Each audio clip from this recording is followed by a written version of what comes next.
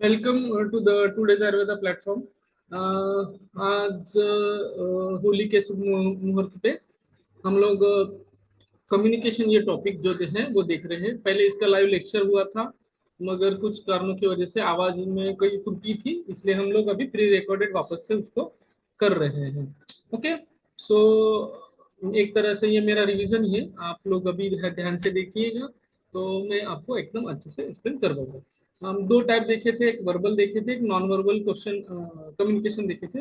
We are going to enter now in the intercultural communication. Intercultural communication refer to the exchange of information between the individuals from different cultural background।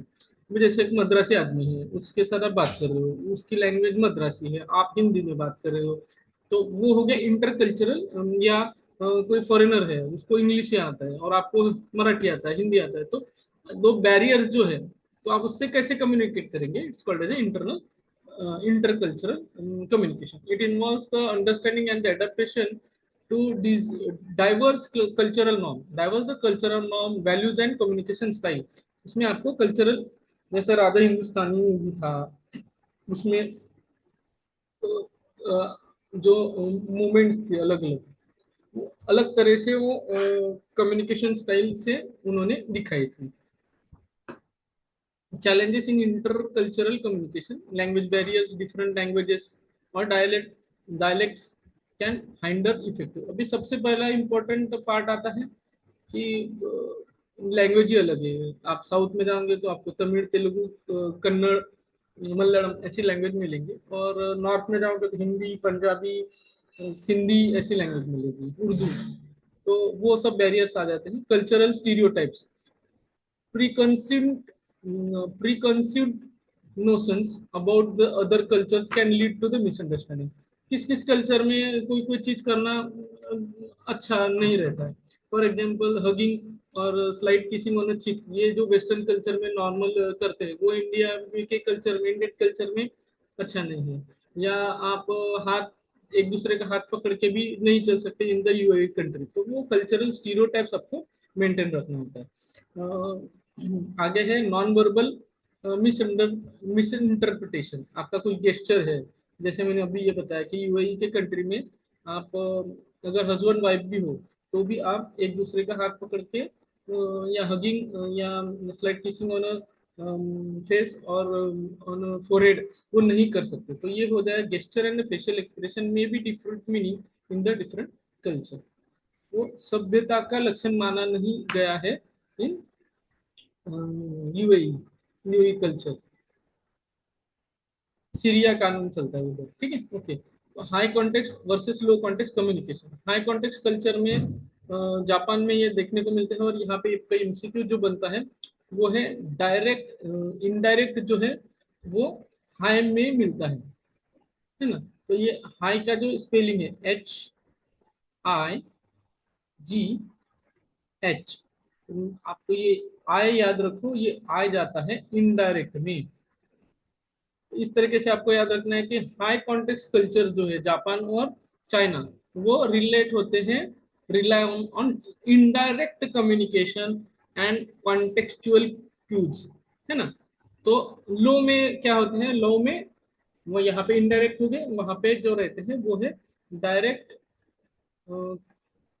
Communication में। ये करते हैं। तो कौन से countries है? USA और Germany. तो आपको यहाँ पे एमसीक्यू ये कंट्रीज के नाम लिख के हो सकते हैं।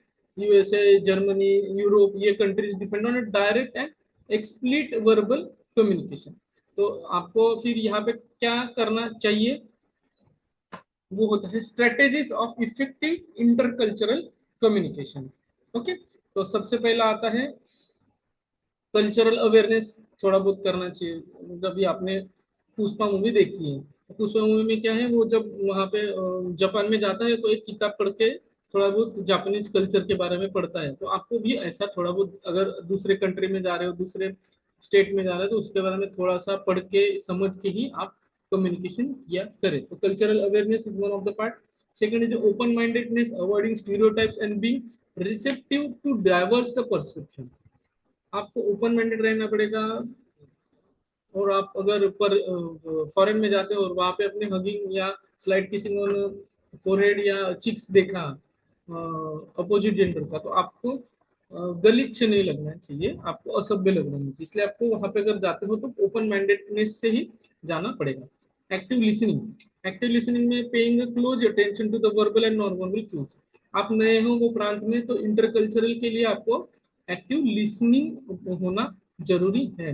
Next part is the clarification and the feedback, asking the question to ensure the mutual understanding. Okay, तो क्लैरिफिकेशन एंड फीडबैक जो है वो धीरे धीरे धीरे धीरे क्वेश्चन आंसर से देना है। जैसे मैंने एक्सवाइजेड किसी उर्दू लैंग्वेज वाले बंदे को कुछ बताया, तो उससे मैंने फीडबैक में लेना चाहिए कि मेरा बात मानना या मेरा बोलना या मेरा कम्युनिकेशन सही है या नहीं है।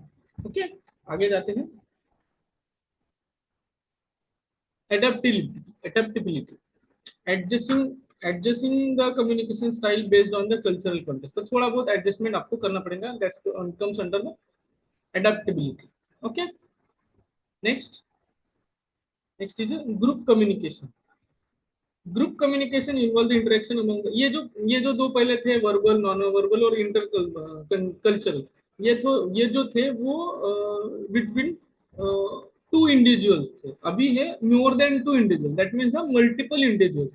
Group communication involve the interaction among the multiple individuals to exchange ideas, solve problems, or make decisions. It is essential in a team collaboration, meeting, discussions, organizational setting. अभी कुछ इसमें मैं यहाँ पे हमेशा आपको एग्जांपल देता हूँ पीटीएम का, पेरेंट टीचर की जो मीटिंग रहती है उसका। तो ये पीटीएम जब होती है तो वहाँ पे एक एजेंडा रहता है कि एक स्टूडेंट है, उसका एजुकेशनल ग्रोथ के बारे में हमें पढ़ना है, तो उसकी एजुकेशनल ग्रोथ हमें बढ़ानी है, तो हमें एक ऐसा एक्ट